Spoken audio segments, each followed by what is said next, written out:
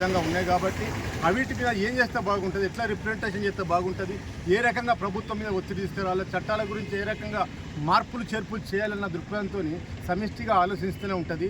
వస్తున్నాము పోతున్నాము జెండా ఎక్కిస్తున్నాం, మన డ్యూటీ మనం చేస్తున్నాం అన్నది కాకుండా కార్మికుల క్షేమం కొరకు 3 నెలలకు ఒక్కసారన్నా కానీ అధ్యక్షుడు ప్రసాద్ అధ్యక్షుడు ఖచ్చితంగా మాస్ మీటింగ్ పెట్టుకొని కార్మికుల చట్టాల గురించి తెలుసుకోవాల్సిన అవసరం చాలా ఉంది. ఈరోజు ఇంకొకటి సాంకేతిక నైపుణ్యం రోజు రోజుకి పెరిగిపోతుంది. గూగుల్లో కొట్టేస్తే దాదాపు చట్టాలన్నీ బయటకు వస్తున్నాయి. ఏ రకంగా అవలంబించాలి, కార్మికులకు రావాల్సిన సంక్షేమ పథకాలు ఏ రకంగా ఉన్నాయి, అవి ఎట్లా ఇంప్లిమెంట్ చేసుకోవాలి, బతుకుతే ఎట్లుంటుంది, కష్టపడితే ఎట్లుంటుంది, నష్టపోతే ఎట్లుంటుంది అన్నది ప్రతిదానికి ఒక పరిష్కార మార్గం ఉన్నది కనుక తప్పకుండా దాన్ని ఇంప్లిమెంట్ చేసుకుందాము. కొత్త చట్టాల కోసం ప్రయత్నం చేస్తాము.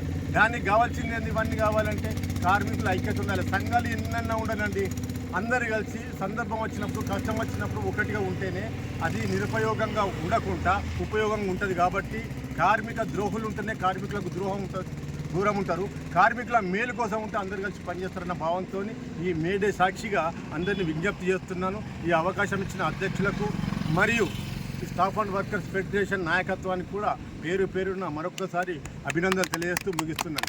జై హింద్, జై భారత్. గంగాధర్ సార్ గారికి ధన్యవాదాలు. గంగాధర్ సార్ గారికి ధన్యవాదాలు, మనకు చాలా ఉపన్యాసం ఇచ్చాడు.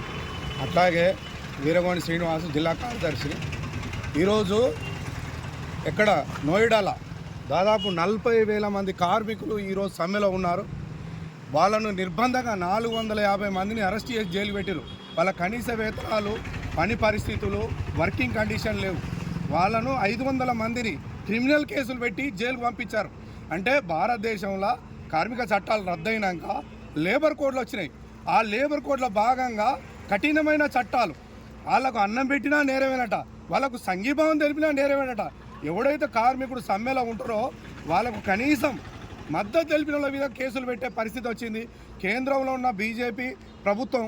కాబట్టి ఈరోజు ఈ చట్టాలన్నీ రద్దు కావాలంటే కేంద్రంలో గట్టి సమ్మెలు జరగాల్సిన అవసరం ఉంది, ఆందోళనలు జరగాల్సిన అవసరం ఉంది.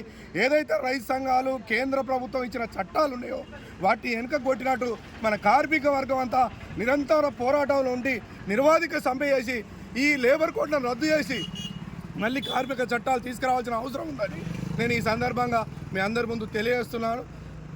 నాకు ఈ అవకాశం ఇచ్చిన పెద్దలందరికీ ధన్యవాదాలు. మేడే వర్ధిల్లాలి.